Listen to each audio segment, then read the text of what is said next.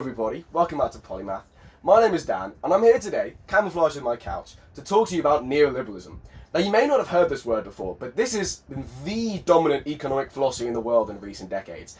That primacy has begun to be challenged recently, and as we're going to explore, one of the major dimensions of the current political polarization and culture wars between left and right is debate on this policy. If you're living in the UK and the US, neoliberalism is especially formative for the way that society, government, and economics works. In the USA in particular, neoliberalism is the philosophy underpinning how all these things work, rather than just strongly informing it. So if you're watching this in the USA, this has a lot of personal relevance to you. So neoliberalism is a political and economic philosophy basically characterized by two components: liberal democracy and free market capitalism. So what does neoliberalism advocate? It advocates for representative democracy, rule of law, human rights, government non-intervention in the economy, tax cuts, spending cuts, minimization of social security and social services such as healthcare, water, energy, infrastructure. Neoliberalism advocates that these be left to the market as much as possible. It also advocates for flexibility in hiring or firing workers, no powerful trade unions, free trade between countries, lack of government regulation on businesses pertaining to how they treat workers, consumers, the environment, and lack of government controls relating to the environment in general. So neoliberalism also believes that tackling inflation is more important than tackling unemployment, and it believes that the state's role is not to help intervene in social justice or fix social issues in the country. The role of the state is meant to provide a safe foundation for the market to operate within. It's meant to just provide a framework of having a police force, an army, law courts, and essentially providing the necessary services for the market to function. However, the core theory underpinning neoliberalism is that the government should intervene in the market as little as possible. The idea behind neoliberalism is that markets are inherently self-regulating, and by the rules of the markets, individuals in an economy pursuing their self-interest, that becomes transmuted into general social good and economic prosperity. All government intervention in economies and markets does is slow down and impede this general process of prosperity. The idea is that government intervene as little as possible for the good of the market and for the good of society. In the words of Ronald Reagan, big government is not the solution to the problem, big government is the problem. The idea is that markets are always going to be better than governments and conscious individuals in determining the social good and general health of the economy. So the other idea behind neoliberalism is that economic freedom and political freedom are inextricably linked. And if you increase the economic freedom of a country, for example by moving it towards a free market philosophy, you'll increase its political freedom. Conversely, the more control the government has over the economy and the less economic freedom there is, the more power they have to control society in general, and the less political freedom there might be. So neoliberalism has its origins in the 30s, but it really gained prominence in the 1970s with a period of prolonged economic difficulty, generally referred to as stagflation, after the oil crisis in '73. And it's especially big in the UK and the USA, and is associated with the figures of Reagan and Thatcher there respectively. And it was really, neoliberalism emerged as this sort of antithesis, this response to the post-war consensus. And the post-war consensus was the previous economic paradigm which dominated between World War II and the 1970s. And the post-war consensus was characterized essentially by the opposite policies of neoliberalism. So government intervention in the economy, strong trade unions, heavy provision of social services and social security, nationalization of key industries, that kind of thing. Now this period of the 50s and 60s, with government intervention in the mechanisms of the economy, social security and social services, the general post-war economic consensus, are known by economic historians as the golden age of capitalism due to the very high rates of growth, economic prosperity, and measures like decreased inequality found in many economies around the world. It's important to note that's not just because of the post-war consensus, and this isn't a partisan video. I'm not trying to push a specific ideology or agenda. I'm really just trying to relate historical events and scholarly commentary on them. So it's really worth mentioning that that post-war economic boom is not just because of the post-war economic consensus. However, as implied in what I've just said, is the idea that neoliberalism may not be good for the economy. In reality, there's been a lot of criticism on neoliberalism, especially in recent years after 2008. The scholarly consensus about neoliberalism tends to nowadays be quite negative. And the defenders of neoliberalism, they're very much, as that word suggests, on the defensive. Generally nowadays, most of the people defending neoliberalism are ideologically motivated. So they're in conservative think tanks, for example. Most centrist or non-partisan political scientists, economists, political economists, that kind of branch of academia tend to be against neoliberalism, to the point where neoliberalism is actually used as a pejorative in some ways. The reason is because the evidence base for neoliberalism, as we'll explore, the statistics of economic growth, economic equality, lots of different other factual things which can be measured, tends to speak against free market policies. And also, as lots of individuals, such as sociologists, political economists, other fields of academia, have documented, the whole free market capitalism policy has led to some very negative social and societal effects. I'm aware that it sounds quite partisan, because free market capitalism is currently one of the big debates in the current political polarization. So what I want to emphasize is that I don't want to tell you on this show how to think or how to feel. What I want to do is encourage your own research and critical thinking. So if you want to do some research on neoliberalism and free market capitalism, please do. That's great. The key thing is just do it properly. Don't just Google free market capitalism or do free markets work, because then you're subject to anyone, any random person on the internet just telling you their opinion. And that opinion is probably going to be motivated by political partisanship. If you want to get actual evidence, actual real information based on statistics and facts and analysis, look at academic articles. So if you want to ask a question, for example, does free market capitalism work? Just Google that with the words journal article on the end. So Google search, does free market capitalism work, journal article, or neoliberalism, journal article. Because science isn't perfect, but at least it tries to be rigorous, it tries to be evidence-based, it tries to be impartial. Whereas if you just look up, do free markets work online, you're just bombarded with everyone else's opinions, and it's not based on anything. So what I'm going to do is go through the commentary on neoliberalism, and really this is a criticism of neoliberalism. What I'm going to be listing is criticisms of neoliberalism, which again, I know this is called an objective guide, and I don't like the idea of just listing criticism and not listing the supposed positives of a side. The reality is, however, the academic consensus is really quite critical of this for lots of different reasons, and that seems to be borne out mostly by the evidence base as well. So, the first thing to mention is that neoliberal policies don't result in countries developing. Every developed country is now developed because of rejecting neoliberal policies of free trade by intervening in the economy, subsidizing key sectors, and putting up tariffs. Even the UK and the USA did this in the 1600s and 1800s respectively in order to build up their native economies. Germany, for example, very well known in the late 1800s for its protectionist policies. The East Asian countries which have recently developed, such as Japan, Taiwan, South Korea, Hong Kong, all did so by a model of economics called the East Asian model, which advocates protectionist tariffs against outside manufactured goods and government intervention in the economy. This is generally because, let's say you're an underdeveloped country and you're a mostly agrarian economy, and what you really want to do is start manufacturing things. Manufacturing is the pathway to greater wealth in this case. But if you've just got an infant industry, if you haven't really developed your manufacturing industry yet, other countries' manufacturers are always going to be cheaper than any manufacturers your domestic industry can offer, because they have a bunch of economies of scale, the newest technology, all that kind of thing. So in order to get people to actually buy the products of your domestic industry, it's necessary to put up tariffs, because otherwise people will just pick the cheaper option, which is foreign manufacturers, and then domestic manufacturers will never be able to make things, and as a result, your economy never transitions from an underdeveloped agrarian economy exporting raw materials to a developed economy based on manufacturers, or after that, as we see in the Western world now, a post-industrial economy. Secondly, neoliberalism's faith in the ability of markets to self-regulate is quite empirically wrong. The history of capitalism since the 1800s is marked by periodic crises. For example, in 1857, this famous Wall Street crash, which actually had a role in precipitating the American Civil War, albeit a small one, more of a short-term thing than a long-term underlying cause. The Long Depression of the 1870s, classically the Great Depression in 1929, and also classically the 2008 crash, which happened because of not enough regulation.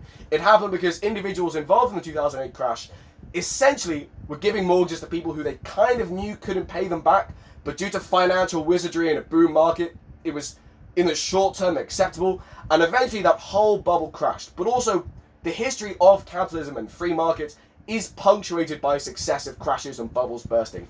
Actually, the earliest examples of bubbles bursting come from Holland in the 1600s with the tulip bubble, which was just basically about speculation in tulips, which is quite interesting, so I recommend reading about it. So markets do not, in fact, regulate themselves. They lead to periodic crashes, and in those crashes, unemployment goes up. And for every 1% unemployment goes up, recent statistics in the USA, there's a really wide range of data on this, but statistics in the modern USA suggest that 1% of raised unemployment leads to 1,500 deaths to 40,000 deaths as a consequence of that raised unemployment. So history really shows that unregulated markets do not in fact lead to smooth and equitable competition and greater freedom of choice for the consumer, as neoliberalism assumes. What it really leads to is the consolidation of monopolies as larger corporations are allowed to snowball and snowball and snowball. This is exactly what happened in the Gilded Age in the USA in the late 1800s, and Teddy Roosevelt is known for using government intervention to break up those monopolies as the markets weren't capable of doing it themselves. Thirdly, unregulated markets reduce economic freedom in other ways. So for example, in the USA, currently college education can cost hundreds of thousands of pounds, saddling a generation of people with debt, which prevents them from being good economic actors. Because rather than spending money and founding small businesses, which economies really rely on, they rely on that circulation of money. If people are saddled with debt due to unregulated market processes, leading to really expensive institutions and educations, which everyone needs, such as a higher education, that actually just leads to greater inefficiency in the market, and it clogs up the market with people who can't really spend properly and therefore contribute to the economy. So the theory of markets being self-regulating doesn't really make empirical sense. But what's arguably more important are the detrimental social effects of free markets. So for example, the classic thing that's cited by scholars is income inequality. So the USA, the most sort of neoliberal policy out of the developed world, also has the highest level of inequality. So in 1970, before a neoliberal paradigm in the US, I'm just going to tilt this a little bit so you can see me better. Before the neoliberal paradigm in the US, the top 1% owned about 10% of the total wealth. By 2016, the top 1% owned 40% of the nation's wealth. The top 0.1% have gone from owning 7% of the country's wealth in that time span to 20% in that time span. Now, since 1970, the income of the bottom 50% of the country, so half the country, has increased by 130%. This is often touted by neoliberals as a proof of the efficacy of free market policies. However, it's worth mentioning that not only would that growth be likely anyway due to increases in technology and therefore productivity, but the growth of the top 0.01% has grown by 650%. And the average CEO earns several hundred times more money than the average American worker. So I'm using the USA as an example because this is really the paragon of neoliberal ideology and practice, but this is applicable to many other countries which embrace free market capitalism to different extents. For example, the UK. So concurrently to this, real wages, so people's wages adjusted for inflation, essentially their standard of living has stagnated for most of the country. So not most of the country, sorry, has stagnated for the American working class. It's risen massively for the 1%, but for the poorer economic sections of the country, it's stagnated. In fact, the minimum wage, the inflation-adjusted minimum wage, has halved since 1968. So now it's $7.25. But if it were inflation-adjusted to match what it was in 1968, the minimum wage would be about $25. So the actual standard of living of people on minimum wage in America has gone down massively since 1968. Unemployment, also a very big issue. So in the post-war economic consensus, governments aim for full employment and aim to intervene in the economy to achieve this. Neoliberalism discourages that in favor of dealing with inflation, for example.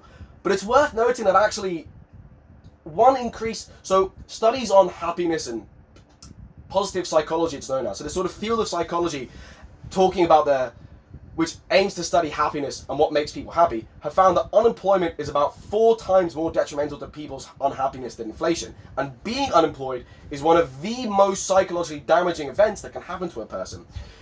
Now, also it's worth noting that nowadays in the UK, only 40%, 40, of the US working age population has steady full-time work. So this has really led to the creation of a whole new class in economics and sociology, the precariat, which is characterized not only by poor living standards and low wages, but a lack of even finding stable employment. So the gig economy, for example, of people working without stable full-time employment, but just working to demand, is an example of this precariat. So most of all, one of the most damning criticisms of neoliberalism is how it's generally affected societies and societal norms in general and the people within it. And this can be characterized in 5 ways. So the dissolving of social and moral fabric in society, existential insecurity, which was semi-deliberate, as we'll see, anomie, which we'll explore, feelings of unfairness, and democratic backsliding. So the first effect to explore on the sort of free market effect on society are those of the dissolving of the social and moral fabric. So neoliberalism, or unregulated free market capitalism, is really a Darwinian ethic. It's an ethic of competition. It's an ethic saying that all individuals in an economy are in competition with each other for wealth. And their position in that hierarchy of wealth within an economy is a reflection of their personal talents and virtues. Essentially meaning that individuals are poor deserve to be poor because they fail to effectively compete. Individuals who are wealthy deserve to be wealthy because they've competed effectively.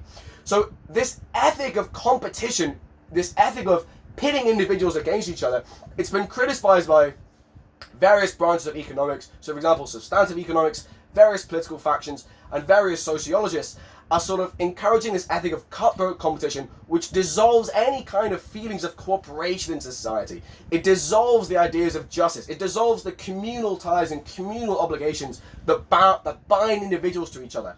It dissolves any sense of one's obligation to others in favor of this radical competitive individualism where everyone is pitted against everyone, and the only value that neoliberalism recognizes is people's ability to compete more effectively, rather than their decency to one another, the solidarity with one another, the way that they treat one another, and any versions of community or justice, anything like that.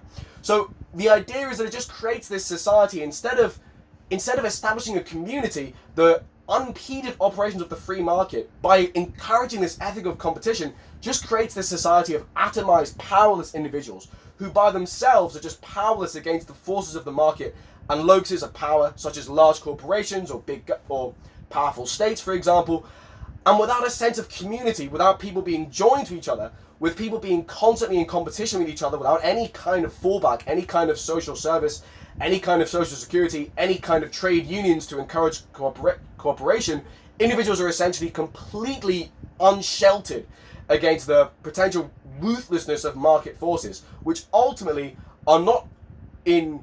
Market forces are not designed to protect individuals or ensure any kind of ethical goods such as justice, empathy, care for others, etc., etc. And the result of this is this generalized feeling of powerlessness, along with this ethic of unfettered and selfish individualism, which encourages greed at the expense of any other value.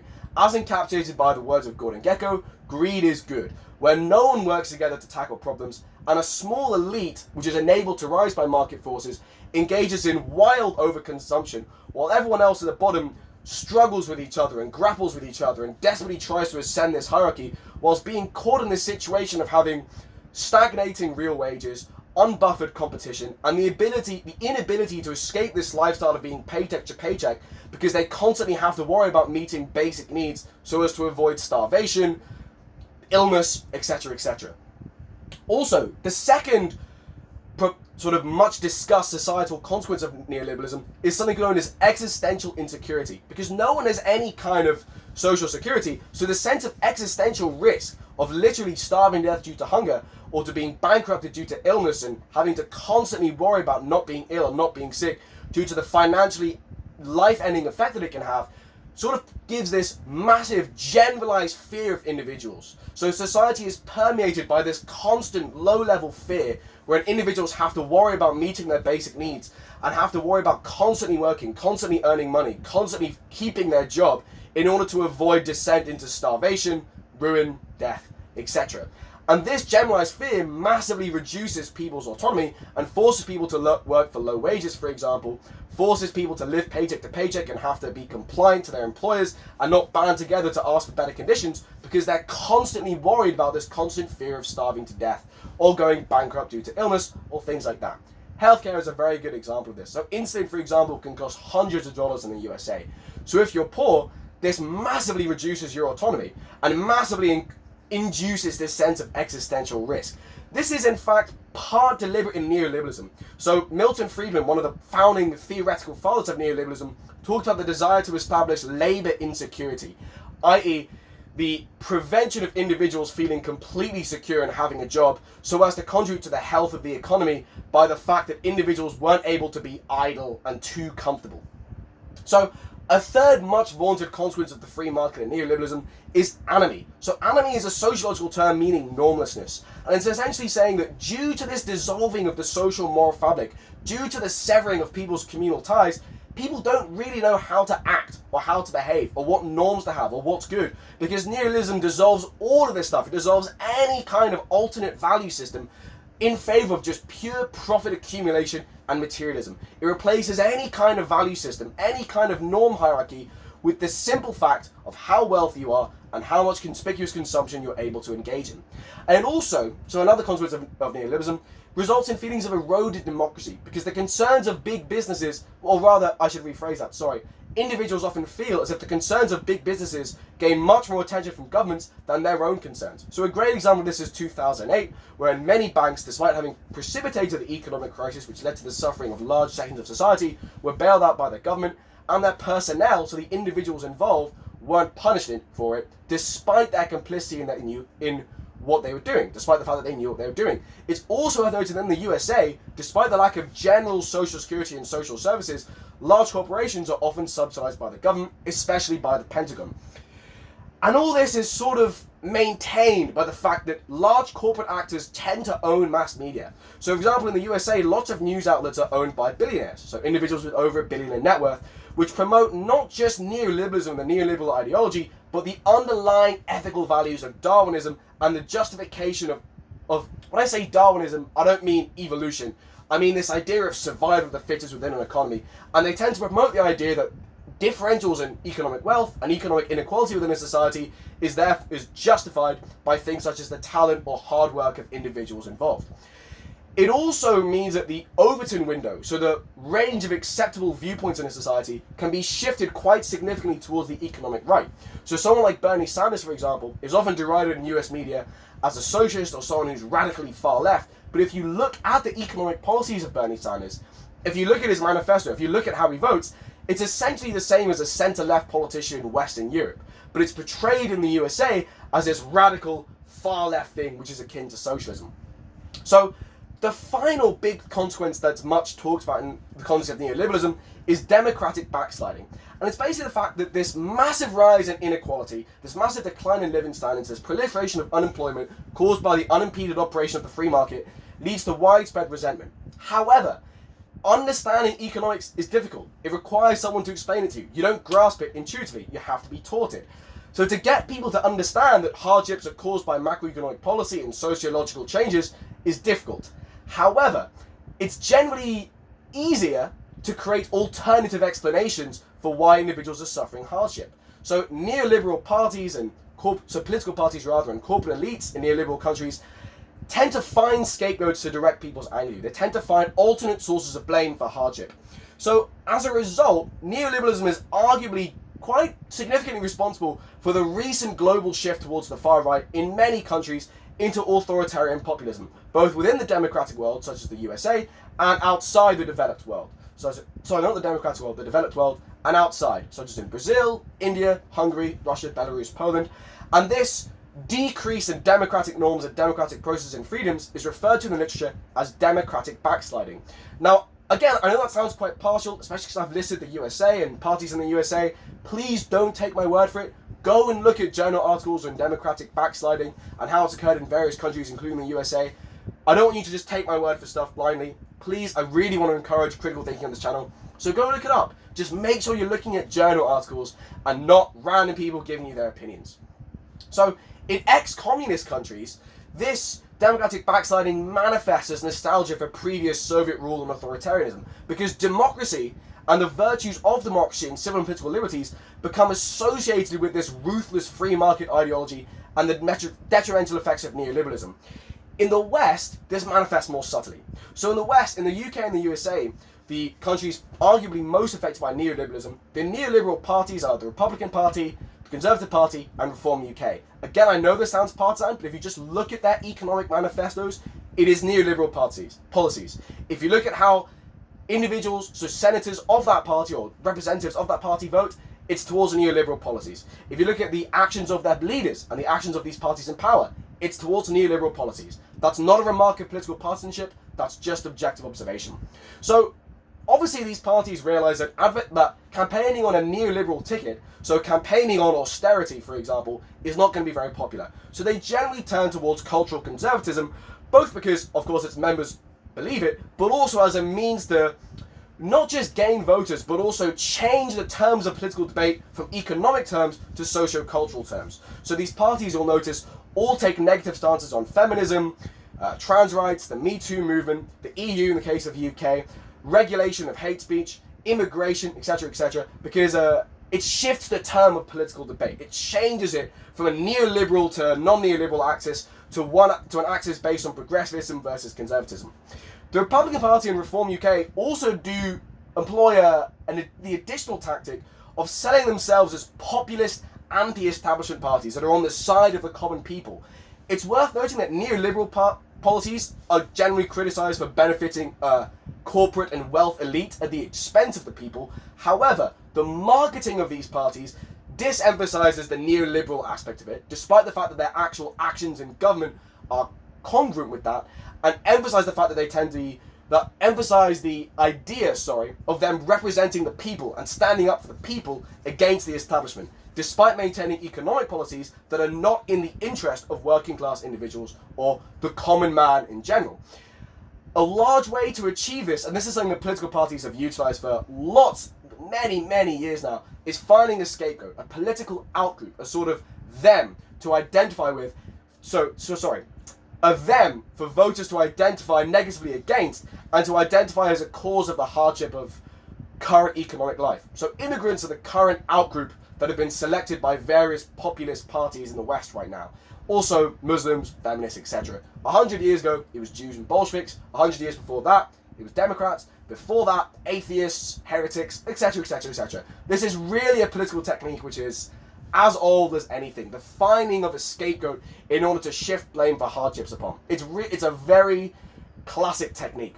So it is, in fact, worth noting that immigration and the economic benefits of immigration isn't something we need to blindly speculate upon. You can look at journal articles of it, and I really encourage you to do that. Look at the benefits of immigration according to journal articles. And of course, no serious scholar is saying that unregulated immigration, so immigration without any kind of control, is generally a good thing, but it's worth noting that the West is currently facing quite a significant fertility crisis, as well as developed countries as a whole. In South Korea, to use an extreme example, by 2060, the number of pensioners in the country will be half the population. So generally, 2 or 3 average 2.5 workers are needed to support one retiree in an economy. If in that ratio of 1 to 1, the economy is under massive problems. So that is not a partisan statement. There is a generally acknowledged need for immigration in developed countries due to the current fertility crisis.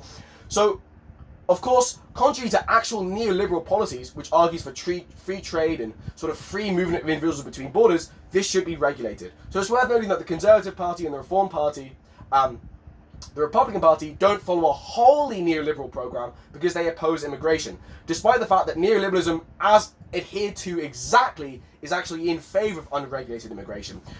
But it's worth noting that populists, and so these groups, for example, that aren't really arguing for regulated immigration, they aren't arguing for moderate immigration, they're arguing against it altogether, and they're taking a very hardline stance on it. And that's because the stance on immigrants for these parties has to be hardline, because it's being evoked as a political outgroup. It's being evoked as a them. It's being evoked as a scapegoat. So the line on it, the sort of policy towards that outgroup, has to be entirely non-conciliatory and extreme. It's not, the anti-immigration stance is not wholly a result of rational analysis. It's a political necessity to reinforce the creation of a scapegoat in order to blame for economic hardships. That's not me entirely saying that the policy of these parties is Machiavellianism. It's because many of the individuals in these political parties will believe that immigration is a source of economic hardship, and that's also not me saying that it has no role at all. What I'm encouraging, rather, is for you to go and look at journal articles on it, rather than just listening to what political parties who are trying to gain your vote are telling you about immigration. So, another major criticism of neoliberalism, and this is sort of the penultimate one here. It's just, there's a lot of criticism to go through here. Another major criticism of neoliberalism is that by rejecting any kind of regulation of the market in terms of the environment and pollution, by rejecting subsidization of clean energy or investment in clean energy or conservation efforts, and by encouraging withdrawal from climate control programs, so neoliberal policies contribute to climate change and freak weather. And in fact, the age of neoliberalism, from the sort of 70s until now, have shown the highest recorded rate of species extinction in history. although of course there are other factors involved. So a field of study that's relevant here is the field of political ecology, which is sort of analyzes the interplay between political affiliations and politics and political ideology and effects on the environment. And the idea of political ecologists is generally that the norms of individual aggrandizement and greed and profit motive with zero moral or community limits, as seen in neoliberalism, lead to the unrestrained depletion of the environment, which benefits a tiny elite of exploiters while endangering humanity as a whole. It's actually worth noting in the USA in 2002, Republican and Democrat voters both believed in roughly equal measure that climate change was caused by human activity. It was only after the Republican Party politicized the issue of climate change, the statistics on Republican voter belief in man-made climate change began to go down.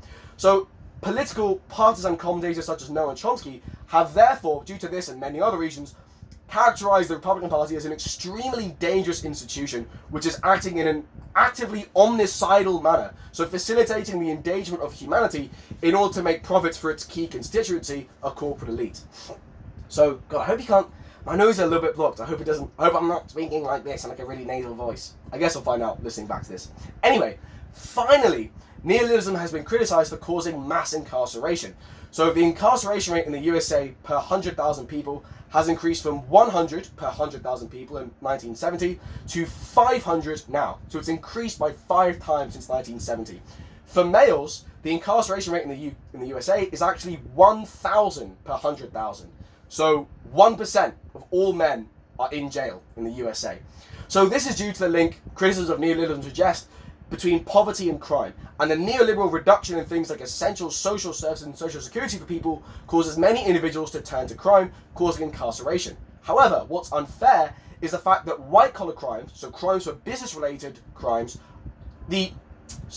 penalties for white-collar crimes, so business-related crimes, tend to be really quite low. So for example, fraud, embezzlement, insider trading, money laundering, and violating labor rights. The implication being that neoliberalism leads to a much harsher regime for poor people than for wealthy people. So that's really a summary of all the criticisms of neoliberalism, and in a broader sense, the consensus and commentary on neoliberalism as a whole within the academic community. That was a little longer than I intended. This video was meant to be about 20 minutes. It's a bit longer. But considering the massive breadth of the subject and also the importance of the subject, I think it's justified to talk about it for a little longer. In any case, if you've listened to the end, I'm very, very grateful for your time, and if you haven't, I'm grateful for your time as well. Thank you very much. I really hope you enjoyed or learned something from this video, and if I can recommend one thing, it's that please don't get your political opinions from random parties or influencers online. Go and look up the answers to the question you have in journal articles and academic publications, because that's when you're going to get the evidence. That's when you're going to get real opinions, not by listening to people online thundering about immigration. So thank you very much again, and I hope you have a lovely day. See ya.